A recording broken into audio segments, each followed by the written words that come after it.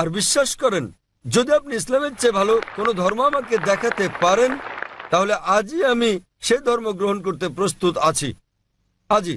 আসসালামু আলাইকুম ওয়া রাহমাতুল্লাহি ওয়া বারাকাতুহু। প্রিয় দর্শক, একজন হিন্দু লোক ডাক্তার জাকির নায়েককে প্রশ্ন করেন যে আপনি তো মুসলমান ঘরে জন্মগ্রহণ করেছেন বলে আপনি মুসলমান ধর্ম প্রচার করছেন। হিন্দু লোকটি আরও বলল যে আপনি যদি হিন্দু ধর্মে জন্মগ্রহণ করতেন তাহলে আপনি হিন্দু ধর্ম প্রচার করতেন। তো ডাক্তার জাকির নায়েক তার উপরে রেগে গিয়ে কি বললেন দেখুন। সকলকে শুভ সন্ধ্যা এবং শুভ সন্ধ্যা ডক্টর নায়েক। আজ আমি এক মানুষ কথা বলছি মানবতার পক্ষে। এখানে ডক্টর নায়েক রয়েছেন। আমরা আপনার নাম জানতে পারি দয়া করে? আমি চিরাগ, এবং দয়া করে আমার ধর্ম জিজ্ঞাসা করবেন না।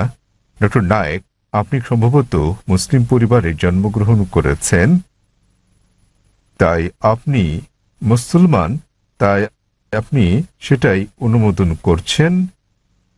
যদি আপনি হিন্দু পরিবারে জন্ম নিতেন তাহলে আজ আপনার হিন্দু ধর্ম হতে পারত।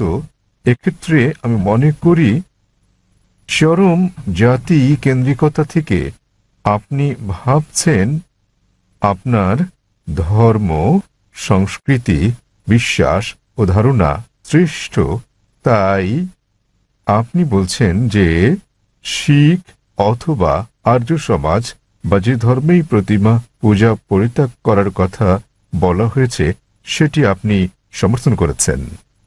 আমার মতে একই জায়গায় ঘুরপাক না খেয়ে মানবতার ব্যাপক ধর্ম নিয়ে আমাদের আলোচনা করা উচিত। কোনো মন্তব্য কিংবা যুক্তি? ভাই খুব সুন্দর একটা প্রশ্ন করেছেন। তিনি বলেছেন মুসলিম পরিবারে জন্ম নেওয়ার কারণে আমি ইসলাম ধর্ম অনুমোদন করছি।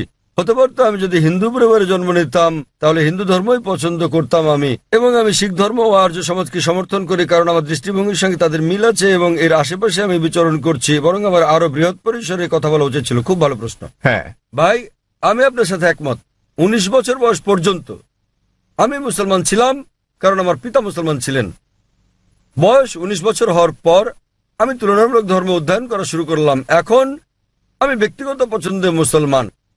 আর বিশ্বাস করেন, যদি আপনি ইসলামের চেয়ে ভালো কোনো ধর্ম আমাকে দেখাতে পারেন তাহলে আজই আমি সে ধর্ম গ্রহণ করতে প্রস্তুত আছি। আজই। স্যার, আমি মানবতার ধর্মের কথা বলছি। ভাই আমি বলবো জি জি আমি বলছি, যদি কেউ ইসলামের চেয়ে ভালো কোনো ধর্ম তা যুক্তি দিয়ে, বৈজ্ঞানিক তথ্য দিয়ে প্রমাণ করতে পারেন তাহলে আমি গ্রহণ করতে প্রস্তুত আছি। আপনি বলছেন মানবতার কথা। কে মানবতার নামে গ্রন্থ রচনা করেছেন? মহাত্মা গান্ধী। কে লিখেছেন? আপনি জানেন একজন মুসলমান ভালো মুসলমান হতে পারবেন না যদি তিনি ভালো মানুষ না হন। সে কথা সব ধর্মেই বলে, সব ধর্মে বলে। শেষ করতে দেন। জি স্যার। আপনি এখানে আমার জবাব শোনার জন্য এসেছেন নাকি আপনার মত জানাতে এসেছেন? আমি একটি সুস্থ আলোচনা চাই এবং যৌতুক সিদ্ধান্তে পৌঁছাতে চাই। এটা কোনো বিতর্ক প্রতিযোগিতা নয়। হ্যাঁ, একেবারে না। তাহলে আমার উত্তর শুনুন, উত্তর শোনার পর আপনি মন্তব্য করতে পারেন। ঠিক আছে, আমাকে শেষ করতে দিন। আপনি কথা যোগ করছেন, তার মানে আমার উত্তর আপনি শুনছেন। শুনুন মনোযোগ দিয়ে। জি।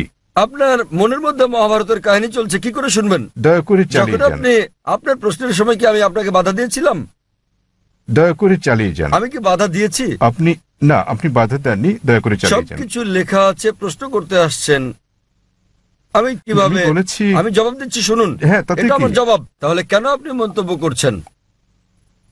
দয়া করে বলুন স্যার, দয়া করে বোঝার চেষ্টা করুন। আমাকে আপনার উত্তর বলুন। আমার উত্তর শুনলে আপনি বুঝতে পারবেন, অন্যথায় লাখ লাখ মানুষ বুঝলেও আপনি একই প্রশ্নই করে যাবেন। আমি একজন চিকিৎসক। এক ব্যক্তি একা দুটো বিষয়ের প্রতি মনোযোগ দিতে পারে না। উত্তর শুনুন, উত্তর দেওয়া হলে আর সমস্যা থাকবে না। তাহলে আপনাকে বুঝতে হবে আপনি মানবতার কথা বলছেন। আপনি প্রথমেই বলেছেন আমার ধর্ম জানতে চাইবেন না, পরে আপনি বলছেন আমি মানবতার পক্ষে। সর্বপ্রথম আপনি আপনার দৃষ্টিভঙ্গি শনাক্ত করতে লজ্জিত, তারপর আপনি মানবতার কথা বলছেন। আমি আপনার কাছে জানতে চাই, মানবতা নামের বইটি কে লিখেছেন? এরকম কোনো বই আছে কি? মানবতার কোনো দিক নির্দেশনা আছে? আমি আপনাকে বলছি, ভালো মানুষ না হয়ে একজন মুসলমান ভালো মুসলমান হতেই পারে না। সব ধর্ম বলে না। আমি বলার জন্য দুঃখিত যে আপনি অন্যান্য ধর্মগ্রন্থ অধ্যয়ন করেননি। আমি আপনাকে বলতে পারি, আমি উদ্ধৃতি দিতে পারি বেদ থেকে, অন্য হিন্দু ধর্মগ্রন্থ থেকে, বাইবেল থেকে উদ্ধৃতি দিতে পারি যেগুলো মানবতার বিরুদ্ধে যায়। আমি অন্য ধর্মের সমালোচনা করতে আসিনি। যদি আপনি কোনো ধর্ম অধ্যয়ন করে না থাকেন তাহলে দয়া করে এমন কিছু বলবেন না যে ব্যাপারে আপনার জ্ঞান নেই। কোরআনে বলা হয়েছে ফাসআলু আহলে যিকরি ইন কুনতুম লা তা'লামুন। সূরা নাহল অধ্যায় 16 আয়াত নম্বর 43, সূরা আম্বিয়া অধ্যায় 21 আয়াত নম্বর 7। আপনি তুলনামূলক ধর্ম বিষয়ের ছাত্র নন, তাই না জেনে কোনো মন্তব্য করবেন না। আমি বাইবেল থেকে উদ্ধৃতি দিতে পারি যা মানবতার বিরুদ্ধে। আমি আপনাকে চ্যালেঞ্জ করছি, কোরআন থেকে এমন একটা আয়াত বের করেন, নবী মুহাম্মদ সাল্লাল্লাহু আলাইহি সাল্লামের এমন কোন বাণী বের করেন যা মানবতার বিরুদ্ধে যায়। সুতরাং এমন কথা বলবেন না সব ধর্মে বলা হয়েছে। দুঃখিত, আপনার জানাশোনা বড়ই দুর্বল। আমি আপনাকে যা বলার চেষ্টা করছি, মানবতা মানে ঠিক আছে, আপনি কেবল স্ট্যান্ডার্ড 2-3 আছেন।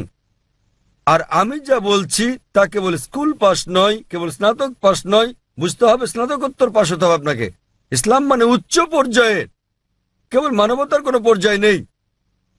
ভালো মানুষ না হলে কোনো মুসলমান ভালো মুসলমান হতে পারবে না। আমি আপনাকে চ্যালেঞ্জ করছি, ইসলামের এমন একটা দিক আপনি বলতে পারেন যা মানবতার বিরুদ্ধে যায়। যৌক্তিক পটভূমি, যৌক্তিক কারণ আপনার জানা না থাকতে পারে ইসলাম কেন এমন অনুশাসন জারি করলো, আর আপনি ভাবতে পারেন সেটা মানবতার বিরুদ্ধে। ঠিক যেমন আপনারা বলেন, ডাক্তার আমাকে ইঞ্জেকশন দিচ্ছে, ইঞ্জেকশনে যন্ত্রণা দিচ্ছে, ওই ইঞ্জেকশন তো আপনার ভালোর জন্য। আপনারা বলেন ডাক্তার আমার পেট কেটে ফেলেছেন, তিনি তো পেট কেটেছেন আপনাকে জীবন বাঁচানোর জন্য। সুতরাং ডাক্তার যা জানেন আপনি তা জানেন না। যদি আমার জন্য দুটো পছন্দ থাকে, স্ট্যান্ডার্ড 2 কিংবা 3 পাস করা অথবা স্নাতকোত্তর কোর্স করা, সেক্ষেত্রে আমি স্নাতকোত্তর কোর্সই করব। কেন মাত্র স্ট্যান্ডার্ড 2-3? মানবতা ভালো, কিন্তু ইসলাম তার চেয়ে অনেক বেশি ভালো। আপনার প্রশ্নের ব্যাপারে বলতে গেলে, আমি মুসলিম পরিবারে জন্ম নিয়েছি বলে আমি ইসলামকে অনুমোদন করছি। আমি আপনাকে বলছি, আপনাকে চ্যালেঞ্জ করছি, যদি কেউ আমাকে প্রমাণ দিতে পারে অন্য যে কোনো ধর্ম, আমি প্রধান ধর্মগুলোর বেশিরভাগই অধ্যয়ন করেছি এবং আমার মনে হয় ইসলাম সবচেয়ে যুক্তিগ্রাহ্য, মানুষের সবচেয়ে সেরা ধর্ম মানবতার। এটাই একমাত্র ধর্ম যাতে মানবতার জন্য সমাধান রয়েছে।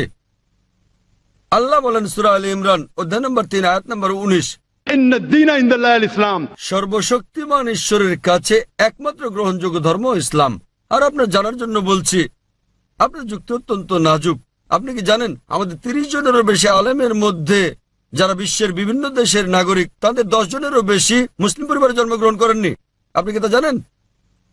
আমি এটা উত্তর জানতে চাই আপনার কাছে, আপনি কি জানেন এই মঞ্চে বক্তৃতা দানকারী 30 জনের মধ্যে 10 জনেরও বেশি মুসলিম হিসেবে জন্মগ্রহণ করেননি? আপনি জানেন? হ্যাঁ, আমি হতে পারে আমি আপনাকে বলছি। জিজ্ঞেস করছি, আপনি কি তা জানেন? না, আমি হ্যাঁ তা অথবা জানি না না। বলেন। তাহলে আপনার পুরো যুক্তি তো অসার।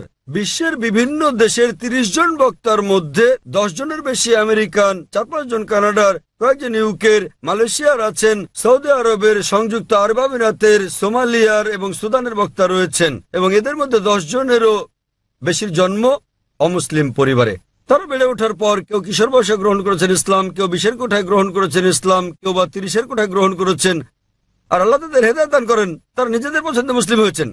সুতরাং আপনার যুক্তি, মুসলিম পরিবারে জন্মগ্রহণের কারণে আমি ইসলাম পছন্দ করি, এইসব লোক জন্মগ্রহণ করেননি মুসলিম পরিবারে, তারা খ্রিস্টান পরিবারে জন্মেছেন, তারা অমুসলিম পরিবারে জন্ম নিয়েছেন, তারা ইসলাম পছন্দ করেছেন। কেন? কারণ তারা অধ্যয়ন করেছেন, তারা অন্যান্য ধর্ম অধ্যয়ন করেছেন এবং বুঝতে পেরেছেন ইসলাম জীবনের শ্রেষ্ঠ পন্থা। আমি আপনাকে অনুরোধ করছি, আপনি মানবতা সম্পর্কে পড়েন, ইসলাম সম্পর্কে জানেন এবং বের করতে চেষ্টা করেন ইসলামের কোন বিষয়টা মানবতার বিরুদ্ধে যায়। তাহলে আপনি জানতে পারবেন সবচেয়ে ভালো ধর্ম। আমি আপনার ধর্ম সম্পর্কে জিজ্ঞেস করছি না, আমি আপনাকে সর্বোত্তম ধর্মটা গ্রহণ করতে বলছি। এবং জীবনের সর্বোত্তম পথ, মানবতার একমাত্র সমাধান হচ্ছে ইসলাম। ধন্যবাদ।